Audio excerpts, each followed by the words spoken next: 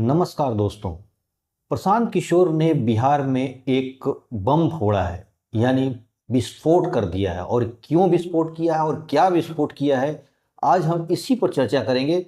बात शुरू करें इससे पहले आपसे हमारी गुजारिश है कि आप हमारे चैनल को थोड़ा सब्सक्राइब कर दीजिए। प्रशांत किशोर ने आज विस्फोटक बयान दिया। एक प्रेस कॉन्फ्रेंस के द्वारा उन्होंने विपक्ष के हर वो सवाल का जवाब दिया जो उनसे पूछा गया था। उनसे ये पूछा गया था कि आपके पास पैसे कहाँ से आ रहे हैं, नहीं, प्रशांत किशोर के पास पैसे कहाँ से आ रहे हैं। प्रशांत किशोर ने उस सोर्सों को बताया और उन्होंने बताया कि अभी तक पिछले 3 सालों में उनके पास 241 करोड़ रुपए की संपत्ति है, यानी 241 करोड़ बताया। उन्होंने बताया कि 98 करोड़ रुपया हमने जन स्वराज को उसमें से दान दिया है और बहुत सारे कुछ जीएसटी और इनकम टैक्स भी मैंने पे किया है, यानी सारा कुछ डॉक्यूमेंट्स पर clear and cut and clear है। ये तो उनका जवाब था। दूसरा धमाका उन्होंने दिया और वो था सम्राट चौधरी के ऊपर। सम्राट चौधरी पर उन्होंने बहुत ही गंभीर आरोप लगाए और सम्राट चौधरी को ही नहीं, पूरे भाजपा को भी अब इस बात पर सोचने के लिए मजबूर होना पड़ेगा कि भाजपा जो नैतिकता की बात करती है वो नैतिकता कितनी खोखली है। अगर वो खोखली नहीं है तो भाजपा के शीर्ष नेतृत्व को कम से कम इस पर आकर एक प्रेस कॉन्फ्रेंस या मीडिया में कुछ बोलना चाहिए। खासतौर पर दिल्ली से जुड़े हुए लोगों को, यानी जो केंद्र से जुड़े हुए भाजपा के संगठन से जुड़े हुए लोग हैं, उनको इस पर बयान देना चाहिए। चुनावी माहौल है तो इसमें हर बयान के मतलब भी रखते हैं, चुनावी इसके नफा नुकसान भी देखे जाएंगे, इसमें कोई दो राय नहीं है। आरोप क्या था? आरोप ये था कि 1999 में एक लड़की की हत्या हुई थी और उस लड़की का नाम था शिल्पी, जो उस समय लालू प्रसाद के जो साले थे उनके घर के पास एक गाड़ी में उसका डेड बॉडी मिला था। और उसके साथ एक लड़का जो कि कहा जाता है कि दोनों गर्लफ्रेंड बॉयफ्रेंड थे, उसमें एक लड़का जिसका नाम गौतम था, उसका भी बॉडी मिली थी। अब ये उस समय बिहार में जो जंगल राज की बात की जाती है, तो जंगल राज कहने का मतलब कि बहुत सारे उसमें कांड हुए थे और उसी कांड की एक कड़ी थी, यानी बहुत सारे कांडों में से एक कांड ये भी था। इसमें साधु यादव का भी नाम आया था। बाद में बिहार पुलिस इसको नहीं सॉल्व कर पाई केस को, उसमें कई तरह के अब जो भी बातें हैं वो सीबीआई को चला गया था।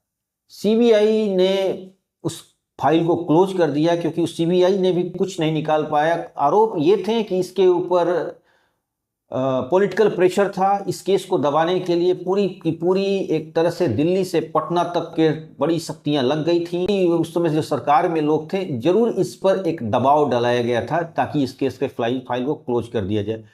आरोप ये था कि उस लड़की का जब पोस्टमार्टम हुआ था तो उसमें उसके ऊपर सामूहिक बलात्कार हुआ था उसका। अब ये बड़ा गंभीर मामला है। अब ये मामला प्रशांत किशोर ने सम्राट चौधरी से क्यों जोड़ दिया? तो उस समय सम्राट चौधरी के फादर जो थे शकुनी चौधरी, जंगल राज की जब बात की जाती है तो सम्राट चौधरी जो भी वो भी जंगल राज की बात करते हैं। और उनके पिता शकुनी चौधरी उसी लालू सरकार के हिस्सा थे, यानी जो राजद की सरकार थी जिसके ऊपर जंगल राज की आरोप लगाया जाता था, उनके सम्राट चौधरी के फादर भी उनके ऊपर मतलब वो सरकार के हिस्सा थे। अब प्रशांत किशोर ने शिल्पी हत्याकांड से जो बलात्कार कांड था उसमें इनका नाम कैसे आ गया, क्यों जोड़ रहे हैं? तो प्रशांत किशोर ने इनके ऊपर ये आरोप लगाया कि इनका भी उस केस में पूछताछ हुई थी, इनके भी कुछ मेडिकल्स वगैरह, कुछ इनसे कुछ डेटा और कुछ इंफॉर्मेशंस, या मतलब कहने का मतलब एक तरह से एज ए अभियुक्त के रूप में सीबीआई ने इनसे भी पूछताछ की थी। ये डॉक्यूमेंट के आधार पर उन्होंने बोला है। यानी जो चर्चित शिल्पी गौतम हत्याकांड था, वो उस कांड में साधु यादव का भी उन्होंने नाम लिया और सम्राट चौधरी का भी उन्होंने नाम लिया, प्रशांत किशोर ने। ये बहुत ही गंभीर मामला है। और सबसे बड़ी चीज कि जब प्रशांत किशोर ये बात को उठा रहे हैं तो सरकार में बैठे हुए लोग एकदम खामोश हैं। यानी चोर के दाढ़ी में तिनका वाली बात है। सबसे बड़ी चीज कि जो भाजपा और नीतीश सरकार है, लगभग हर चुनावी माहौल में, हर चुनावी मीटिंग्स में, हर प्रेस कॉन्फ्रेंस में वो लोग ये बात जरूर बोलते हैं कि लालू प्रसाद जी का जो शासनकाल था वो जंगल राज था। उसमें यानी उसमें क्राइम और अपराध, अपहरण एक तरह से एज ए उद्योग के तौर पर एक इंडस्ट्री के रूप में चल रहा था।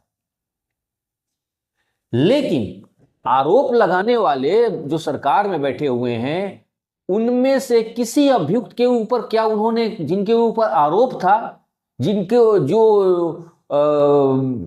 जंगल राज चलाने वाले एक तरह से रिमोट कंट्रोल थे, या जंगल राज चलाने वाले पूरे सिस्टम के एक तरह से महामहिम थे लोग, इन लोगों के ऊपर क्या कानूनी कार्रवाई?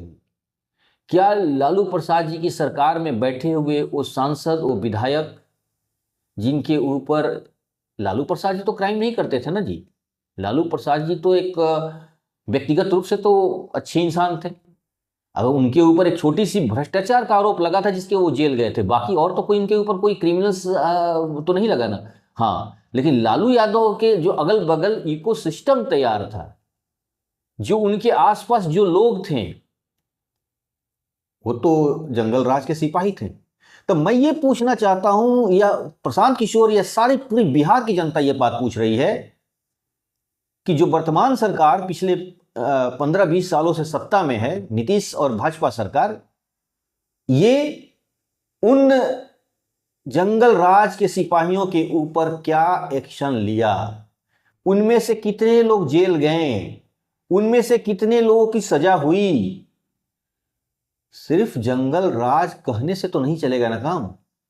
जो लोगों ने आपको सत्ता पर बैठाया था, बिहार के लोगों ने आपको सत्ता पर बैठाया था, वो ये उम्मीद रखे हुए थे कि जब आप लोग सत्ता में आएंगे तो जो जंगल राज के सिपाही थे, जो जंगल राज में एकदम गुंडागर्दी मचा कर रखा था, उनको आप जेल भेजेंगे।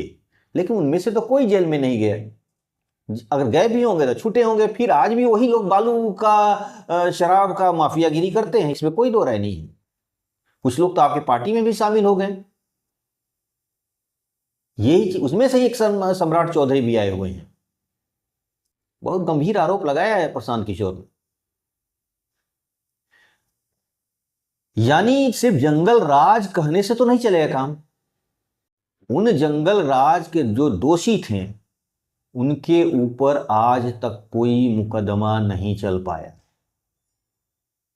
कोई जेल के सलाखों में भी नहीं गया। कितने सारे केस हैं। एक आईपीएस की औरत, उसकी वाइफ थी, उसके साथ कितने दुर्व्यवहार हुआ। कैमरा पर बोलने में भी शर्म आती आ रही है हमें। उस जंगल राज का वो भी एक हिस्सा था। कितने लोगों के ऊपर जो अपहरण हुआ उस दौर में, जिन्होंने किया, कराया, उनके ऊपर क्या कार्रवाई हुई? यानी जंगल राज का सिर्फ आप लोगों ने माला जपा, लेकिन जो जंगल राज के बहुत सारे सिपाहियों को आप लोग अपने अंदर समाहित कर लिए।